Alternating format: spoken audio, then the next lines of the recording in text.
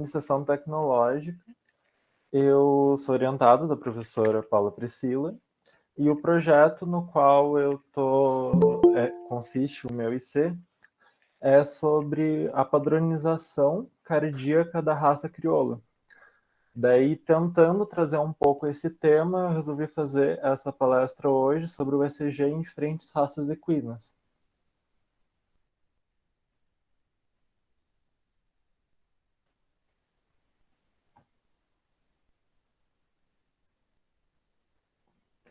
Então, a eletrocardiografia, ela consiste numa mensuração gráfica do potencial elétrico e assim avaliar o funcionamento cardíaco. A gente pode, até certo ponto, determinar a morfologia através do ECG, a gente pode indicar aumentos ou alterações desse gênero, e a gente consegue, com uma consistência, determinar como é esse funcionamento elétrico desse coração, como estão sendo gerados e conduzidos os pulsos elétricos. A gente consegue determinar os ritmos, a presença de arritmias, a presença de distúrbios tanto de formação quanto de condução dessa função elétrica do coração. Podemos também mensurar o desempenho atlético de animais, uma vez que podemos fazer a mensuração antes e depois de um exercício, avaliar esse animal em comparação com outro da mesma espécie, mesma raça, determinar o resultado de um treinamento, se esse treinamento está sendo eficaz, como está sendo esse treinamento. E para isso, precisamos determinar uma padronização do que é fisiológico. Sempre para a gente entender o que é patológico, a gente precisa primeiro entender o que é fisiológico. O ECG, ele tem as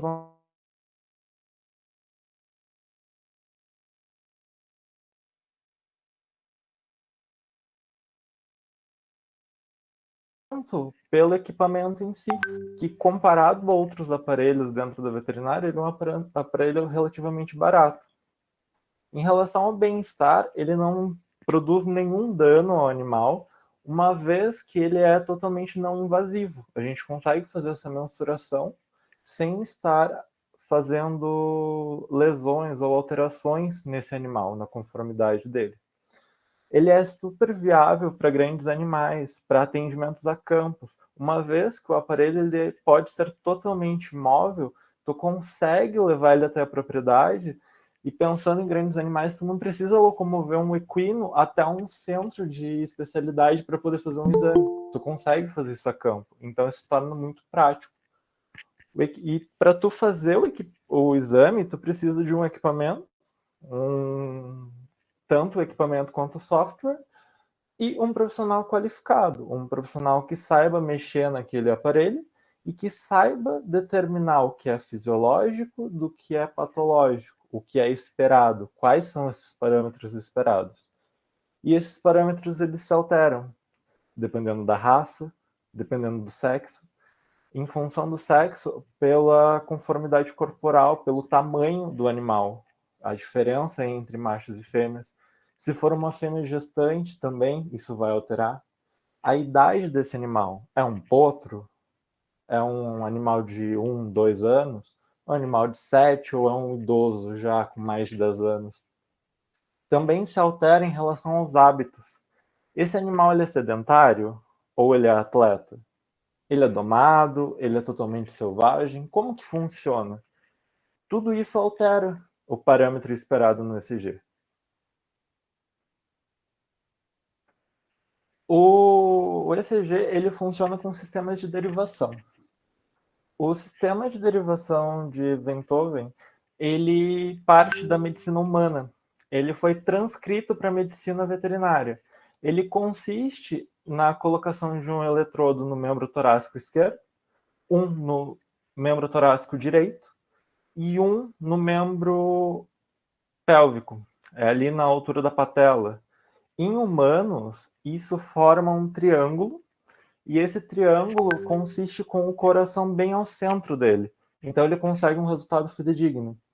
Em pequenos animais, em cães e gatos, a gente consegue utilizar essa derivação porque ela se torna um pouco mais próxima. A gente consegue manter o coração até que ao centro disso.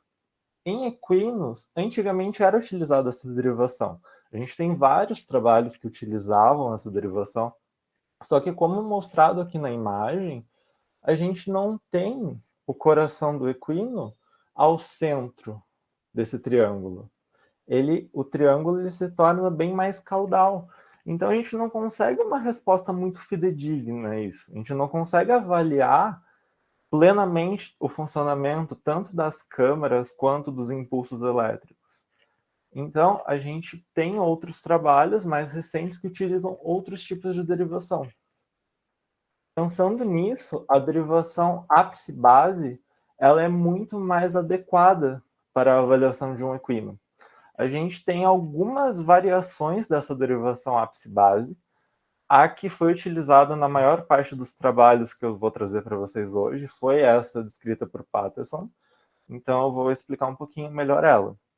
Ela consiste na colocação de um eletrodo no hemitórax esquerdo, ali no ápice cardíaco, na altura do quinto espaço intercostal. Um segundo eletrodo ele é colocado na base cardíaca, no lado esquerdo também. E o terceiro eletrodo é colocado na veia jugular do lado direito desse animal. É colocado também um eletrodo terra ali no membro esquerdo, no membro torácico esquerdo, para fazer a contrapartida. Mas como a gente pode observar aqui na imagem, essa derivação ela faz realmente o ápice à base. Ele consegue ter o coração bem ao centro do triângulo formado pelos eletrodos. Então a gente consegue algo muito mais fidedigno. A gente consegue ter uma precisão muito melhor em todo o exame. A espécie equina, ela possui diversas raças e são raças muito diferentes entre si. A gente tem animais que têm altura de cernelha de 1,38 m e a gente tem animais que têm altura de cernelha de 1,96 m, como um peixeron. Então, essa variação é muito grande. Se a gente comparar um crioulo com um peixeron, são dois extremos. São animais com uma massa muscular avantajada, são animais de um porte, só que estaturas totalmente diferentes. A gente tem o crioulo ali com 1,38 e a gente tem o peixeron com 1,96. Então, como que a gente vai colocar de padrão uma única coisa para todas as raças? Então, a gente tem que ter essa diferenciação. Aqui eu vou falar um pouquinho mais sobre artigos nessas três raças, então eu vou falar um pouquinho mais sobre elas para introduzir o assunto. A gente tem o crioulo, né, extremamente popular no sul do país, principalmente no Rio Grande do Sul. São cavalos que descendem de cavalos espanhóis, trazidos ao Brasil. Eles têm registro a partir de 1932, com a fundação da ABCC. A gente tem os cavalos manga larga marchador, que é uma raça de função de marcha, uma raça brasileira, que tem a sede em Minas Gerais, e é um animal extremamente difundido pelo país. Tu consegue encontrar exemplares dele por todo o país. É um cavalo com a marcha muito característica, né? Por isso até o nome da raça. E a gente tem também o lusitano, o puro sangue lusitano. É um cavalo português. Ele é bem difundido aqui no Brasil. A maior parte dos exemplares estão aqui em São Paulo, mas a gente consegue encontrar eles em outros territórios, em outras localidades aqui também do país. Ele é um cavalo de sela e extremamente difundido pelo mundo. Ele é um orgulho português e tem relatos da utilização dele como cavalo de sela de mais de 5.000 anos. Então é algo já perpetuado. As três raças elas possuem similaridade no sentido de ambas pertencerem com uma origem ibérica, ali da parte da Península Ibérica, tanto o português quanto o espanhol, elas se derivam disso. O primeiro artigo ele fala um pouco sobre a raça crioula. Ele é com título de Estudo Eletrocardiográfico de Éguas da Raça Crioula. Ele foi desenvolvido na Unipampa, ali na cidade de Uruguaiana, pelo professor João Pascon. Foram utilizados 84 animais, todas éguas,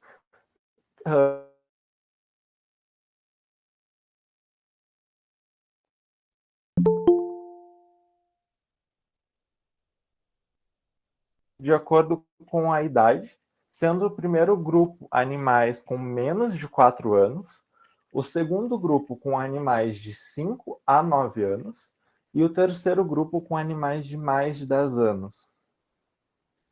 O padrão, o ritmo mais frequente no estudo foi a taquicardia sinusal e foi utilizado como limítrofe superior para a frequência cardíaca 46 batimentos por minuto. Foi utilizado a base do Feitosa, no qual diz que o limite para equino seria de 40 batimentos por minuto e acrescido 6 batimentos, levando em consideração o estresse da manipulação para o exame. Então foi colocada essa margem superior justamente para tentar contemplar melhor sem grandes achados no exame. Porém, a média do estudo foi de 53 batimentos por minuto. Então, mesmo com esse limítrofe superior dilatado para acompanhar essa possibilidade do estresse, ele teve bem acima do esperado. Isso pode ser explicado por dois principais vertentes. A primeira dela é que a maior parte dos animais, eles não eram domados. Então, sendo assim, o estresse de levar o animal para o tronco, fazer a contenção para a realização do exame, pode ter sido significativo a ponto de aumentar tanto assim essa frequência. Um outro fato que pode ter alterado isso é que eram todas fêmeas e uma boa parte delas estava gestante. Então, os hormônios fisiológicos ali aumentados, tanto os hormônios tiroidianos quanto o cortisol, que é esperado esse aumento durante a gestação, pode ter afetado nessa frequência, elevando-a. Aqui a gente tem uma das tabelas do artigo, onde traz alguns dados. Ali está dividido nos 3 grupos, né? O grupo 1 desses animais mais jovens, o grupo 2 com idade intermediária e o grupo 3 com esses animais mais jovens. Foi dividido esses 84 nos 3 grupos e avaliado alguns parâmetros, como a frequência, a duração e a amplitude da onda P, o intervalo PR complexo, a amplitude das ondas e tudo mais. A gente pode observar que, numericamente, há uma diferença da frequência cardíaca entre os 3 grupos, mas não é uma diferença estatisticamente significativa. A gente consegue ver isso, só que o que a gente pode deixar bem claro é que estava bem acima do esperado. Como eu disse anteriormente, foi estabelecido esse parâmetro de 46 batimentos e a margem foi, o menor foi 51, 52, 54 batimentos por minuto. Então, tem toda essa função a ser pensada. Segundo a literatura, na espécie equina, pode ser encontrado tanto a bradicardia sinusal, o bloqueio atrioventricular, o bloqueio sinusal ou o sinus arrest, e também complexos prematuros. Todos esses com um fundo fisiológico sem significância clínica para esses animais. Nesse estudo em questão, não foi encontrado nenhum tipo de arritmia ou distúrbios, tanto de condução quanto de formação, que fossem significativos. A maior parte das ondas apresentavam um padrão bífido. O complexo QRS mais prevalente foi do tipo RS e as ondas T bifásicas. Foi observado uma alteração na duração do complexo QRS entre os diferentes grupos. Observou-se que houve uma elevação da duração de acordo com os 3 grupos, sendo no primeiro bem maior do que nos demais. Aqui, a duração em milissegundos foi de 110 milissegundos. No segundo e no terceiro, foi de 101 e 100, respectivamente. A gente pode associar isso devido ao tamanho do ventrículo, uma vez que o complexo QRS ele consiste no tempo de despolarização desse ventrículo. Ele é inversamente proporcional à frequência cardíaca e diretamente proporcional à massa do ventrículo.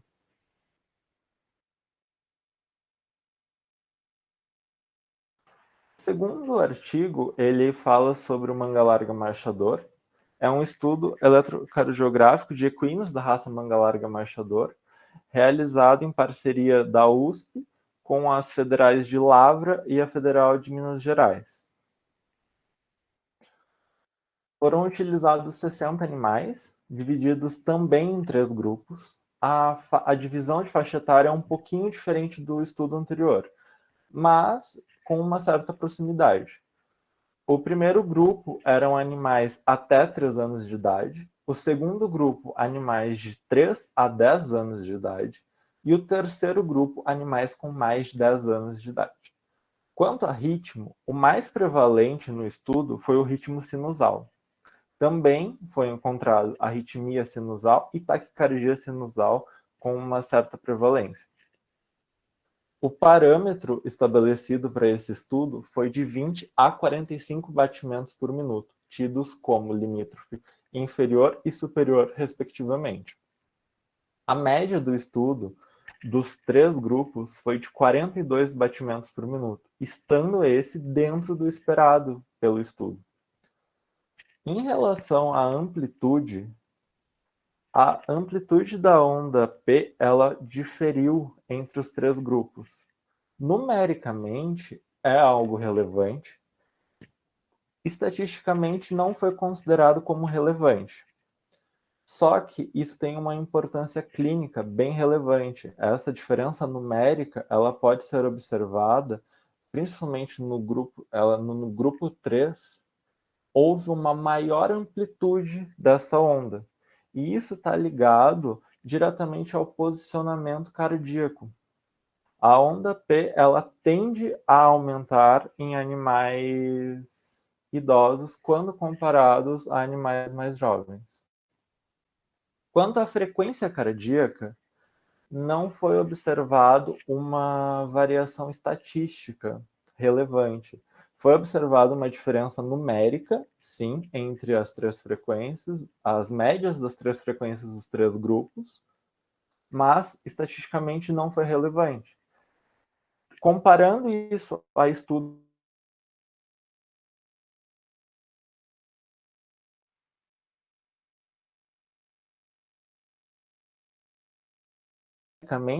quanto estatisticamente relevante. No puro sangue inglês, é constatado que tem uma relação inversamente proporcional entre a faixa etária desse animal e a frequência cardíaca. Sendo assim, animais mais jovens tendem a ter uma frequência cardíaca bem mais elevada, ela diminui com o crescimento, e em animais mais velhos, essa frequência é bem menor. Aqui a gente consegue observar essa diminuição, numericamente ela está presente em a média do primeiro grupo de 1 a 3 anos é de 46 batimentos, ela decai para 42 batimentos no segundo grupo e decai mais ainda para 38 batimentos no terceiro grupo. Numericamente isto é relevante, é visto, só que estatisticamente não é relevante, por isso não foi considerado no artigo. E aqui é a segunda parte que eu relatei em relação à onda P. Ela se mantém próxima de 0,29 milivolts e 0,33 milivolts no primeiro e segundo grupo. Só que ela já tem um valor numericamente bem mais elevado no terceiro, dos animais mais idosos, de 0,45 milivolts. O terceiro trabalho, ele foi com os lusitanos, o puro sangue lusitano, e ele traz esse diferencial que é a utilização do exercício físico como parâmetro. A eletrocardiografia computadorizada em cavalos puro sangue lusitano submetidos a exercício físico. Ele foi realizado aqui em São Paulo, na cidade de Presidente Prudente, vinculado ao UNOeste. Foram utilizados 24 animais, com idades entre 4 e 12 anos. Eles não foram separados, como os trabalhos anteriores, que foi utilizado essa função de separar em faixas etárias. Aqui não, eles foram colocados num único grupo, só que as características eram em comum. Eram todos puro sangue lusitano, e eram animais que eram submetidos a treinamentos diários, cerca de variando de 15 a 25 minutos esse treino, mas realizado diariamente. Foi estabelecido como parâmetro a faixa de 20 a 46 batimentos. Também foi utilizado os parâmetros do Feitosa, acrescido 6 batimentos, levando em consideração a mesma questão do estresse, do momento de contenção ali no tronco, da realização de todo o ECG. Então, também foi acrescido 6 batimentos no limítrofe superior e foi utilizado como frequência respiratória os parâmetros de 10 a 14 movimentos pulmonares por minuto. Foi realizado o exame antes e após o exercício. Com o animal em repouso, foi encontrado variações de 27 a 49 batimentos por minuto, estando esse já um pouco acima do esperado. E a frequência respiratória também, um pouco acima, de 12 a 16 movimentos pulmonares por minuto. Já com o animal no imediato pós-exercício, foi observado um aumento muito maior. De 35 a 80 batimentos por minuto foram os dados encontrados. E a frequência respiratória, ela variou de 20 a 42 movimentos pulmonares por minuto, sendo também muito superior aos limítrofes estabelecidos anteriormente. A maior prevalência de ritmo também foi classificada no antes do exercício e no pós-exercício. Antes do exercício, o ritmo mais prevalente foi o ritmo sinusal. E logo após o exercício, o ritmo mais prevalente foi a taquicardia sinusal. Em um dos animais, na realização do exame antes do exercício, foi observado o bloqueio atrioventricular de grau 2. O bloqueio atrioventricular, ele consiste na interrupção da onda QRS. É quando a junção e o prolongamento dos intervalos P e R, como observado aqui. A gente não tem a formação desse complexo. A gente tem a manutenção do intervalo, como apontado nas duas setas. E algo bem interessante é que esse mesmo animal foi submetido ao exame no segundo momento, logo após o exercício, e não foi encontrado esse bloqueio. Esse bloqueio ele se mostrou apenas com o animal em repouso. No momento do exercício, com o aumento da frequência, o aumento da necessidade cardíaca desse animal, esse bloqueio deixou de se mostrar presente ali.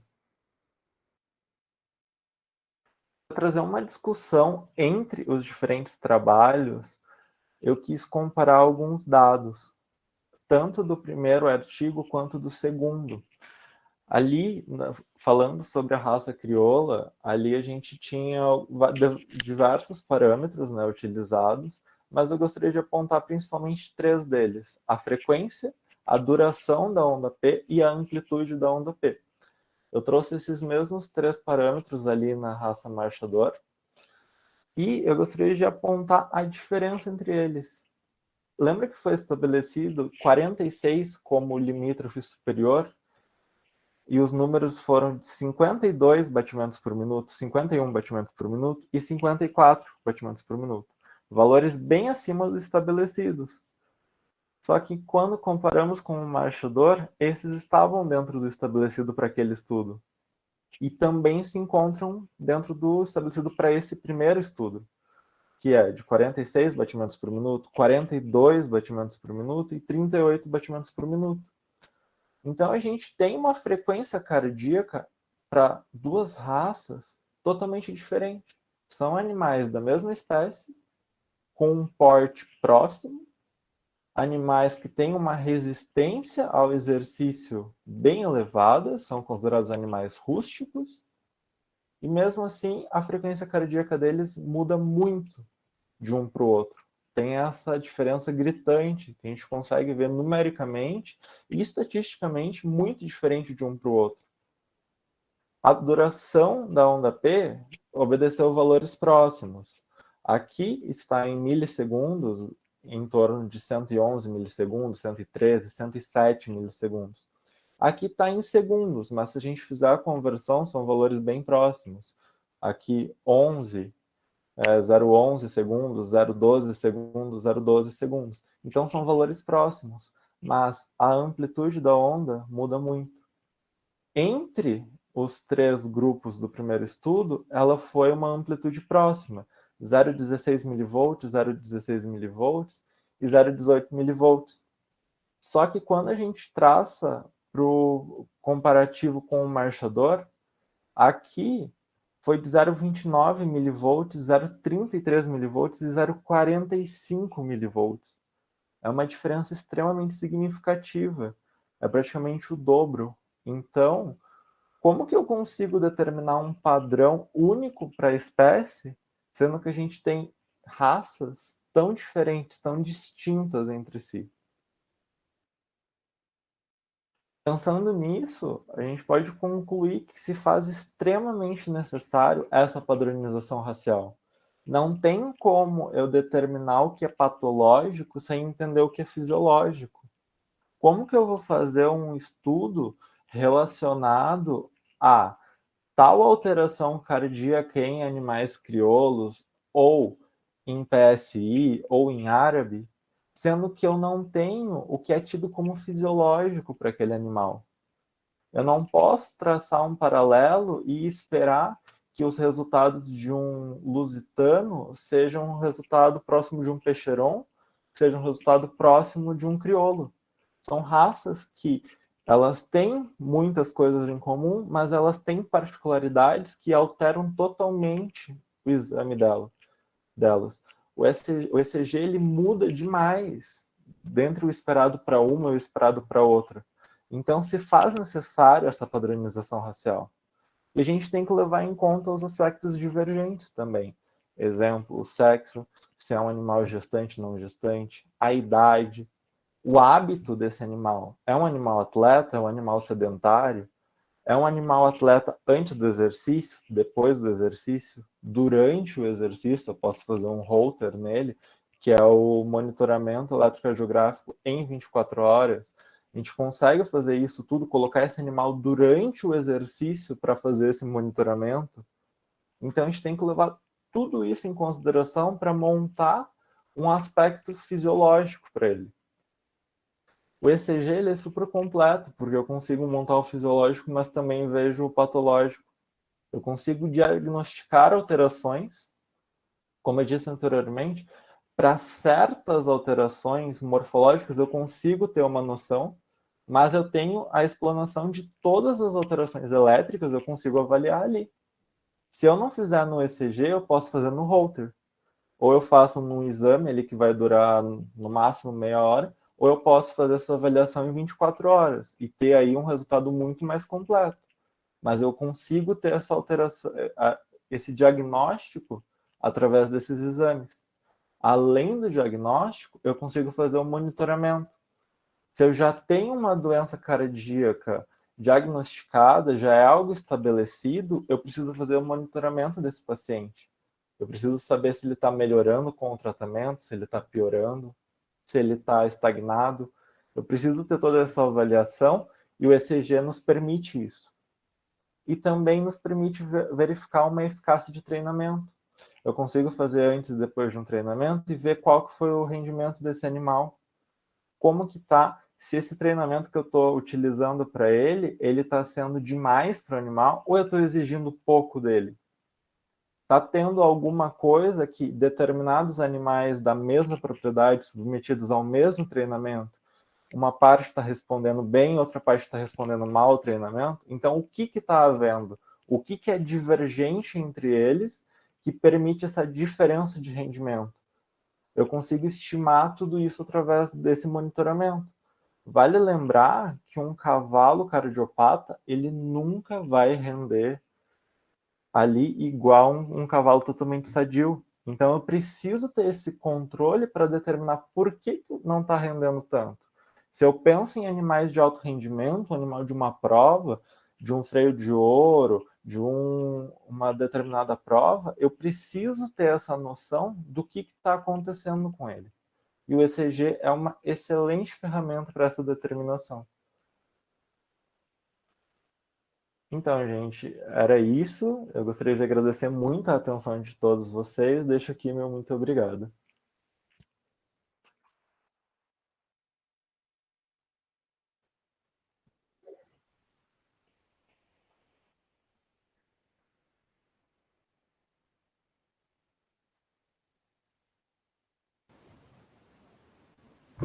Então, assim, primeiramente, parabenizar a excelente apresentação do Eduardo, né? Esses bolsistas que eu tenho, cada um melhor do que o outro, né? Assim, vocês são muito bons, me dão muito orgulho, né? Mas agora vamos para a parte das dúvidas, né? Antes de eu fazer o encerramento, vocês têm alguma dúvida que vocês gostariam de retirar com o Eduardo, assim? Eduardo. Nenhuma dúvida, pessoal, nada?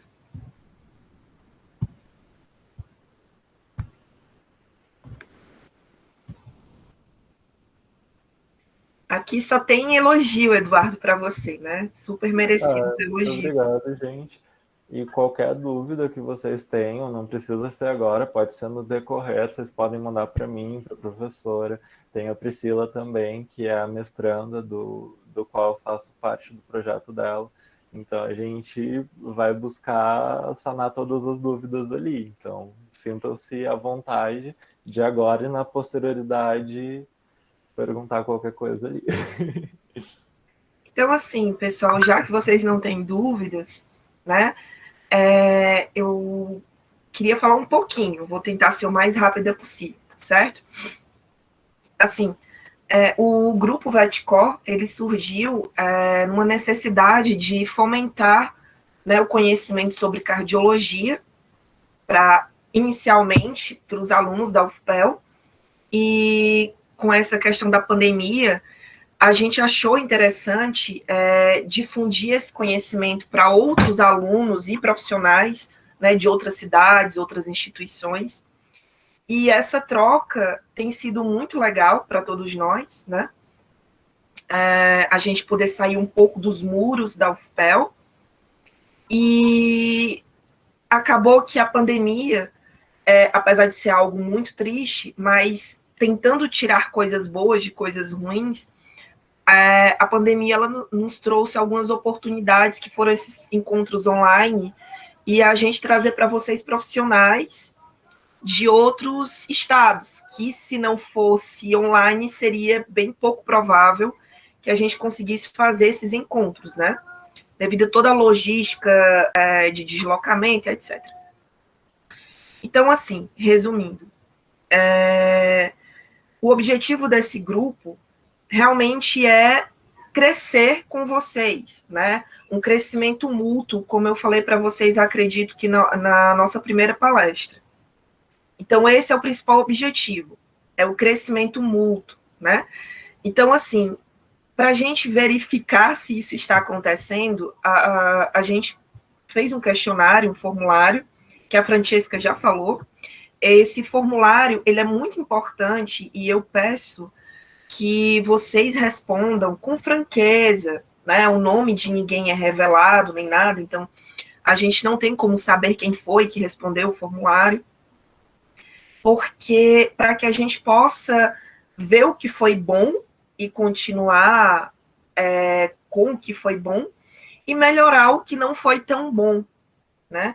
E nós somos muito abertos a sugestões, críticas construtivas, e nós queremos ouvir vocês. A gente sempre se coloca nessa posição de escutar vocês, né? Porque vocês são o nosso alvo principal, o crescimento de vocês, né?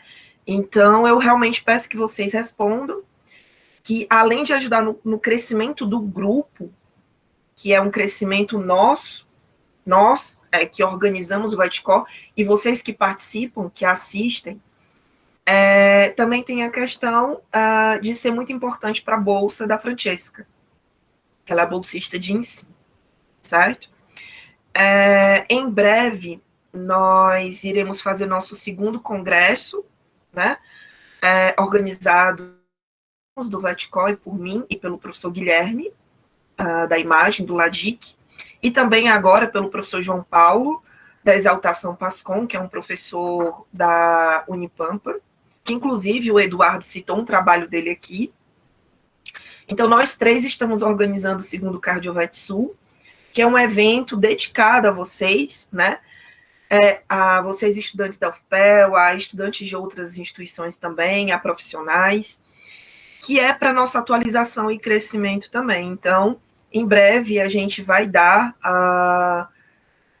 novas informações sobre esse evento que é tão importante para a gente e que tem ganhado notoriedade tanto dentro da universidade, da UFPEL, quanto fora, né?